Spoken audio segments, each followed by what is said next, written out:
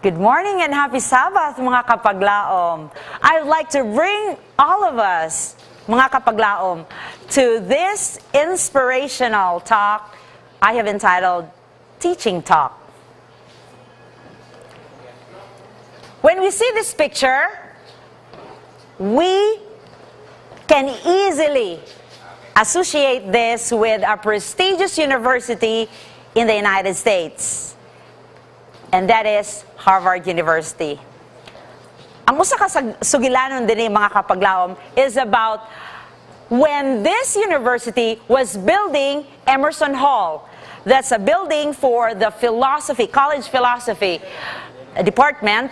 And the president then, Charles Eliot, had a psychologist and philosopher friend who came over. So iyang giingon nga, friend, unsa kay maayo nga inscription aning Emerson Hall? So iyang friend, waday nitubag. Nag-promise siya nga, as soon as he gets home, he'll keep on thinking about it and give his suggestion later. So his philosopher and psychologist friend really did a lot of thinking. Pag uli niya, gi-message day niya si President Eliot.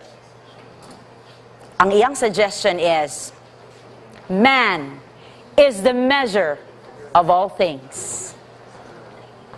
And this is a Greek philosopher's great statement, the philosopher Protagoras. Apan mga kaigsuunan, sa diha nga ang maanindot nga infrastructure na humana, surprisingly, lahi ang inscription ang nabasa. Ug hangtod karon, ana pa, kung maklaro ninyo na diha sa white nga part sa building, unsa ang na-inscribe? Was it the suggestion of the philosopher and psychologist friend that man is the measure of all things? Surprisingly, mga kaigsunan, mga kapaglaom, ang naka-inscribe, what is man that you are mindful of him? Beautiful, powerful words from the psalmist King David. Mga kaigsuunan, mga kapaglaom, what is man? That God is mindful of him. In the first place, sa paghimo sa Ginoo sa tawo, he was from the dust of the ground. O giginhawaan kini sa Ginoo sa ginatawag nga breath of life, and man became a living being. Physically speaking, man is just nothing except for dust, and that's all. But with the breath of life, man becomes a living being. Now, to our dear teachers, celebrating World Teachers Day, celebrating this being a noble teacher from September to October, what does this mean? Mga kapaglaom, teaching is one of the most stressful professions based on God's Word. Based on God's Word, that God has created man from the dust of the ground and breathed into his nostrils the breath of life. The teacher has this to share to the students. First, God is the creator. And since God is the creator, he deserves our number one priority. This is a challenge for very stressful teachers with hectic schedules every single day. Especially karon mga kapaglaom nga adi ana kita sa face-to-face classes. But this is a challenge. In order to transmit to our students that God is the creator and that he deserves our first priority, we teachers need to put God first in our lives. And how do we do that? Mga kapaglaom, teachers in school and even parents whom we call the first teachers, we put God first by spending the first hour every day spending time with God in prayer and the study of His Word. When we study God's Word, Proverbs 9:10 has promised, it's the beginning of wisdom. Studying God's Word develops in us the fear of the Lord, reverence, awe, glorifying Him in our daily decision makings. Mga kaigsoonang, mga kapaglaom, ang pulong sa Ginoo, it's the lamp to our feet. It's the guide of a teacher.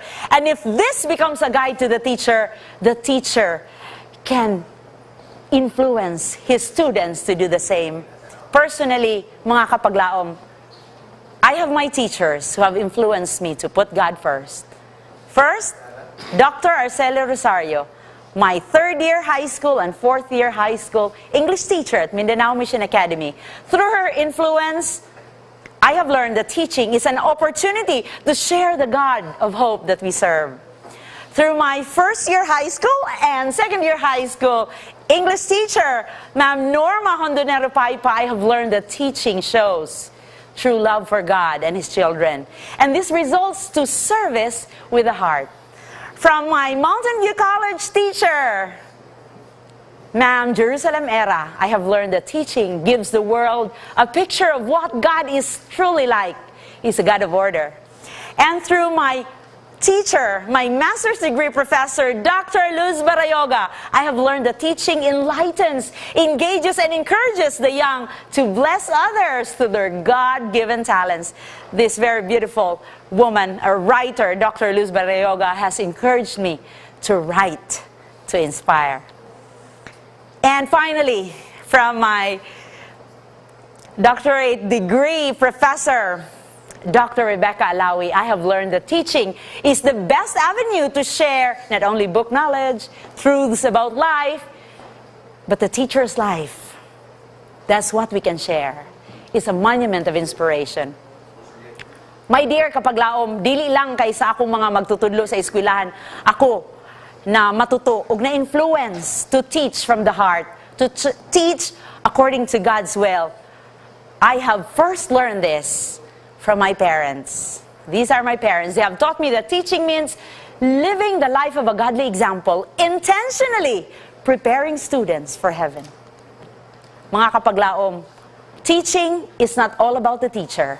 It's all about God. Therefore, teachers need to put God first in their lives so that they can influence their students, pointing them to God that through Jesus Christ, we have hope. He gave His only begotten Son so that we should not perish if we accept Him in our lives, but we will have everlasting life. Mga kapaglaom, ask yourself, are you connected to Christ as a parent, as a teacher, as a Seventh-day Adventist believer? Are you connected to Christ? Because if you are, then you can connect others to Him. Mga kapaglaom, the philosophy of Andrews University, one of our prestigious universities in America, is to educate is to redeem. And this is an inspiration to all of us that as we teach, parents, teachers, fellow believers, we will bring hope to others. Because we serve a God of hope, we become teachers of hope. And putting God first in our lives is the best evidence we can show the world that we are teachers of hope, people of hope. Happy Sabbath, mga kapaglaom. May we always put God first.